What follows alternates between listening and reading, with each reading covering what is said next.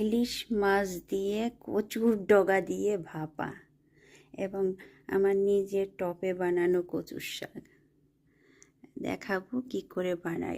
ঠান্ডা দেশে ভাবা যায় এইভাবে বড় কচুর গাছ বানাবো আমার টপে।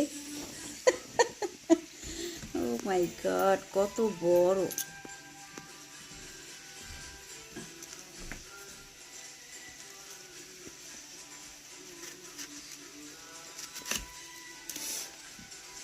ডান। এখানে কালো সরিষা, সাদা সরিষা এবং কিছুটা পোস্ত আর নারকেল কুচি, এগুলো একসাথে আমি গ্রাইন্ড করব।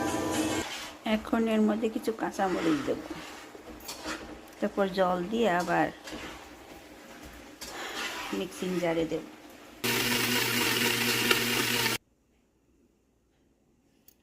এখন লবণ, হলুদ, মরিচ দিয়ে মাখিয়ে তারপরে সেই পেস্টটা এর মধ্যে দেব। হিমালয়া সল্ট, অল্প একটু হলুদের গুঁড়ি, একটা স্টিলের কন্টেনারে মাছগুলো সাজিয়ে দেব।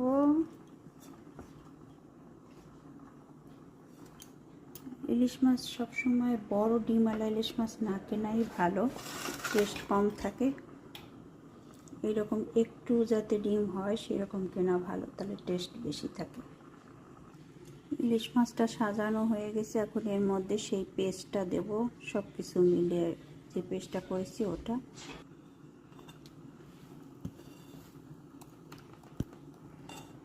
পেস্টটা দেওয়ার পরে ভালো করে আমার মিক্স করতে হবে।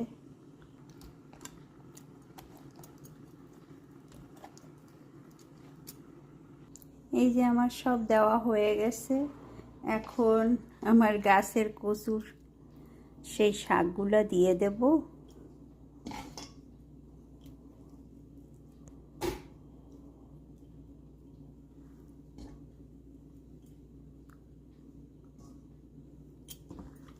কয়েকটা কাঁচামরিচ দিয়ে দেব সুন্দর ফ্লেভার আসার জন্য, এবং সরিষার তেল।